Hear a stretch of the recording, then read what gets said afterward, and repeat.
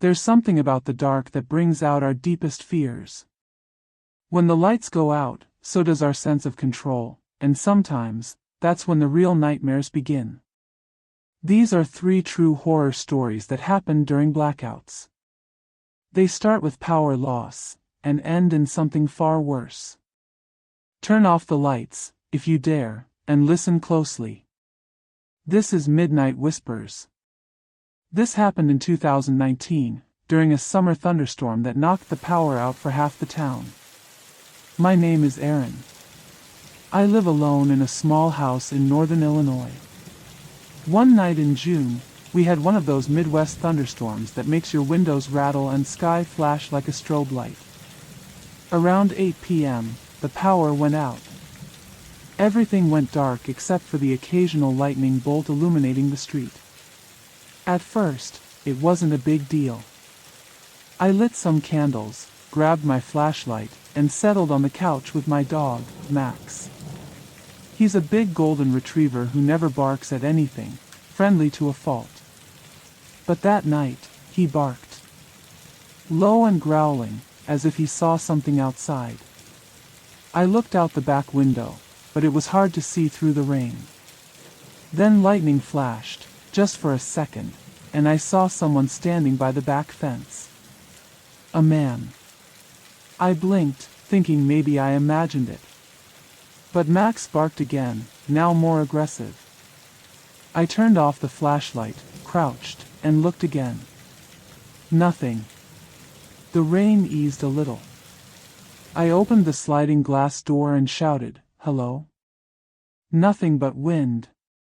I locked the door and tried to shake it off. Probably a neighbor checking their yard, right? About 15 minutes later, Max started growling again, this time at the side window.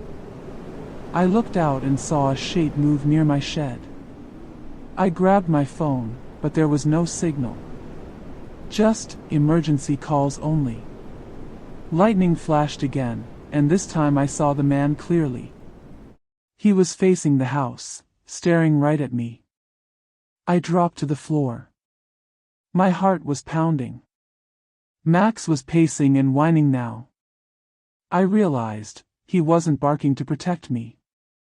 He was scared. Then, a knock at the door. Not loud. Just one soft knock. Then another. I didn't move. I couldn't. The knock came again. I crawled to the kitchen, grabbed a knife, and stayed low. After what felt like forever, I peeked out the window again. No one there. But then I saw something that made my blood run cold. The back gate was wide open. Max started growling again. I turned, and saw the door handle jiggle. Someone was trying to get in. I dialed 911. Still no signal. I yelled, "I'm calling the cops," hoping it would scare him off. Then everything went still. No more sound. No wind. No rain. Even Max was silent. Then, slam. The back door. I screamed and ran to the bathroom with Max, locking the door behind us. I heard slow footsteps in the kitchen. Wood creaking under boots. Then the footsteps stopped right outside the bathroom. Silence.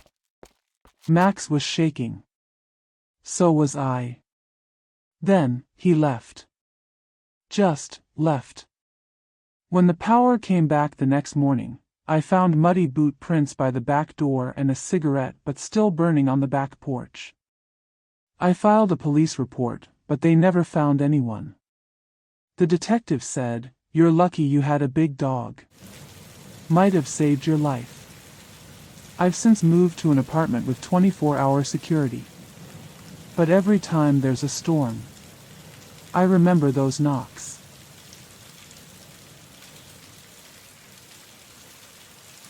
In 2016, I moved into an old apartment building in Boston while attending grad school.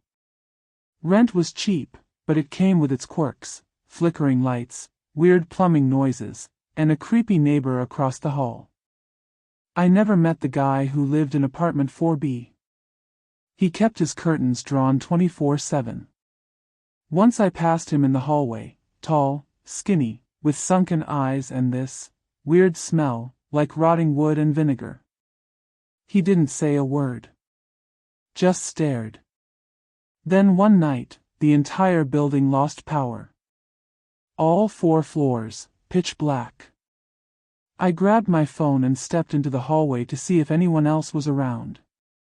That's when I noticed 4B's door was cracked open. No one else seemed to be home. Just that door, open a few inches. I crept closer. I know I shouldn't have, but curiosity got the best of me. I pushed the door a little, called out, "Hello?" Silence. The smell hit me first, decay. Then I saw the inside. Dozens of old TVs, none plugged in, arranged in a semicircle around a worn recliner. On each TV was a taped photo of someone. I stepped closer and realized, one of those photos was of me. It was the exact outfit I wore 2 days earlier. Taken from behind. Suddenly, I heard breathing. Not from inside the room, from behind me. I turned. Nothing. I ran back to my apartment, slammed the door, and locked it. My hands were shaking so badly I could barely hold the phone to dial 911. When the cops came, the door to 4B was shut and locked. They made a maintenance guy open it. But when we went in, it was empty. No chairs. No TVs. No smell. No photos. Just a bare apartment. I know what I saw. I know. They said the unit had been vacant for months. That no one had lived there since the previous tenant died of a heart attack last winter. But I saw someone. I spoke to someone. And that photo of me, it wasn't just in my head.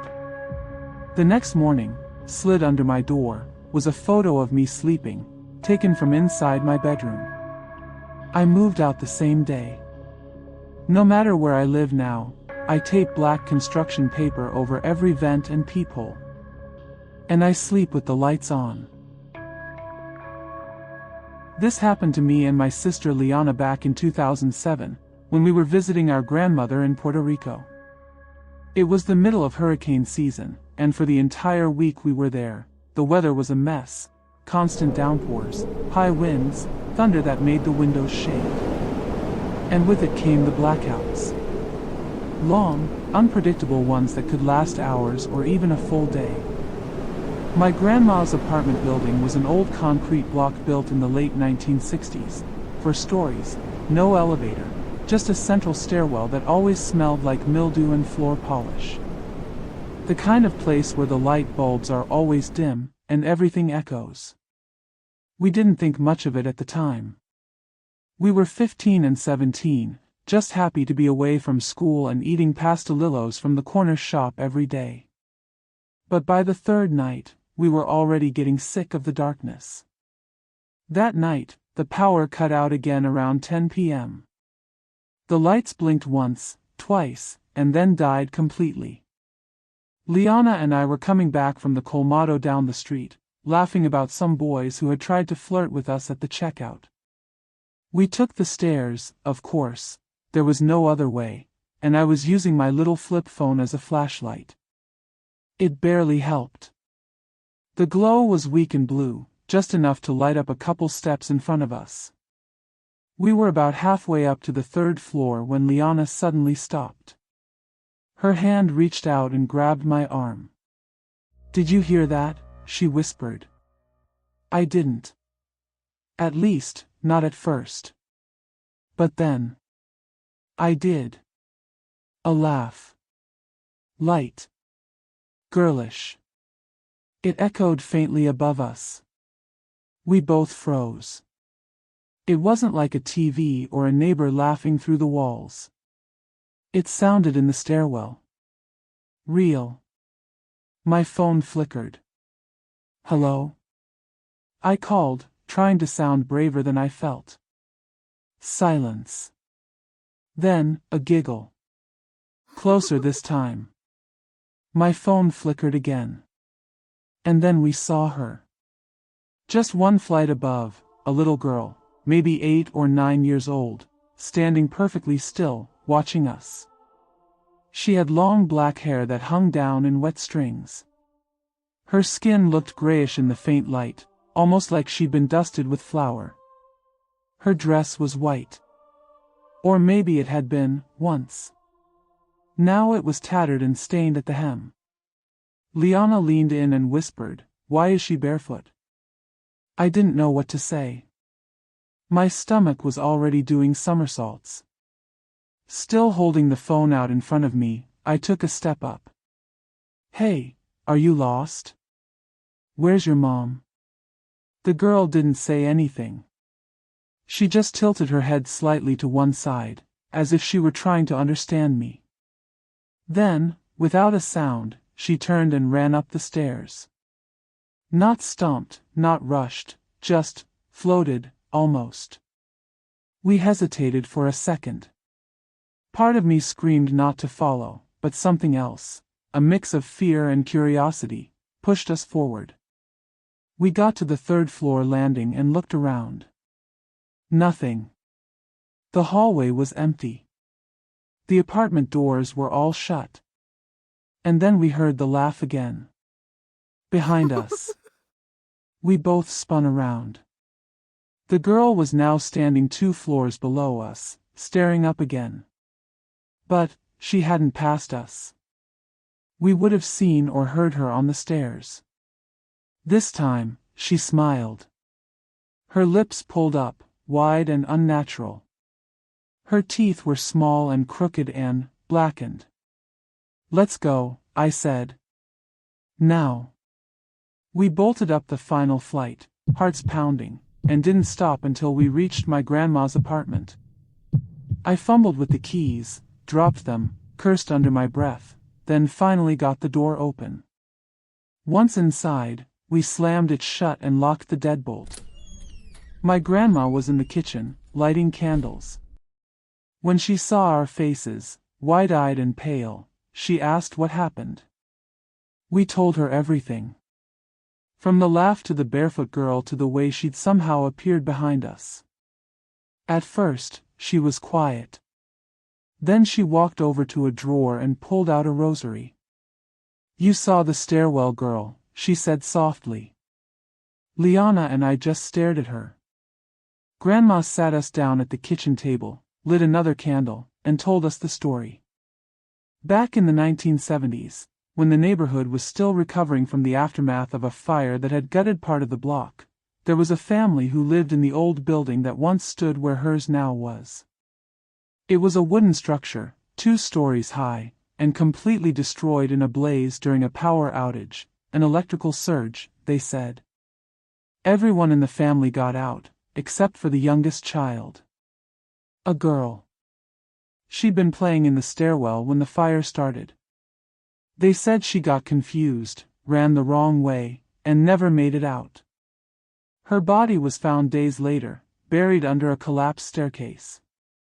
When they rebuilt the new apartments, people whispered that sometimes, only during blackouts, she returned. Lost. Confused. Looking for a way out. I didn't sleep much that night. Neither did Liana. Every time I closed my eyes, I saw her face. That blank expression. That impossible smile. At around 3 a.m., I thought I heard scratching at the front door. But I didn't check. I couldn't. The next day, we packed up and went to stay with our cousin for the rest of the trip. Grandma didn't ask why. She just nodded and gave us her blessing. But before we left, something told me I needed to check the stairwell one more time. I don't know why. Maybe I wanted to prove to myself it wasn't real. Maybe I needed closure. Whatever the reason, I told Liana I'd be right back and slipped out with my phone in hand. It was broad daylight now. The sun was out, birds chirping, neighborhood kids playing in the street. The building felt normal again. I walked down to the second-floor landing. Everything looked just as it always had: dingy walls, peeling paint, a faint smell of Clorox and old mop water. But then I saw it. On the wall, near the baseboard, written in black smudges like someone had dragged charcoal-covered fingers across the concrete. "See you soon." The letters were crooked. Childlike. I didn't say a word. I turned and left. We never went back to stay at Grandma's apartment. Even she eventually moved out the following year after the hurricane damage got too bad. But I've never forgotten that little girl.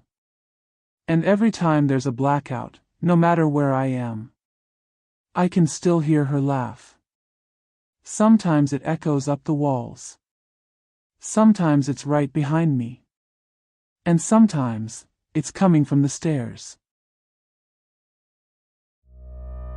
Darkness has a way of revealing things we aren't supposed to see.